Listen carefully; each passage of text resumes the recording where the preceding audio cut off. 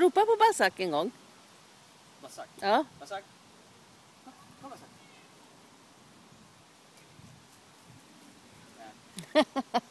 Basak, hopp, gå dit. Han måste vakta. Ja, du kan gå till Basak istället. Vill ha er på samma ställe.